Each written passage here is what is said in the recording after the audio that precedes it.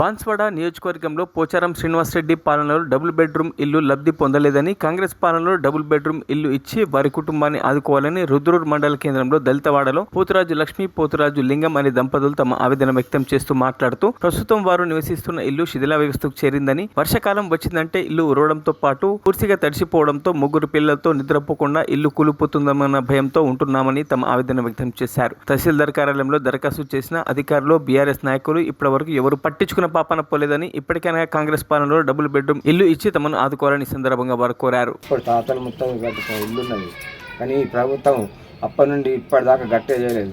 ఇప్పుడు ఎందుకంటే ఇప్పుడు కాంగ్రెస్ ప్రభుత్వం వచ్చింది కాబట్టి మాకు ఇక్కడ ఈ తాతల మొత్తం జాగానే ఉన్నది.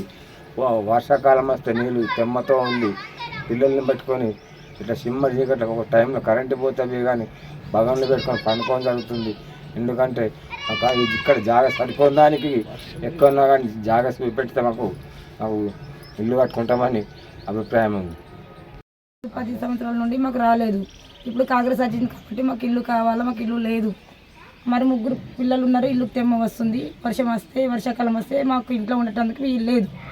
ఎక్కడైనా ప్లేస్ ఉంటే ప్లేస్ ఇవ్వండి, లేకపోతే డబుల్ బెడ్రూమ్ ఇవ్వండి. మేము ఇంట్లో ఉండలేము. ఊటకు ముగ్గురు పిల్లలు ఉన్నాము. మొత్తం తెమ్మ వస్తుంది, మొత్తం ఇల్లు ఉరుస్తుంది. 10 సంవత్సరాల నుండి మాకు ఏం సాయం చేయలేదు. ఈ పనులు చేయండి. మరిన్ని అప్డేట్స్ కోసం మా ఛానల్ని సబ్స్క్రైబ్ చేయండి.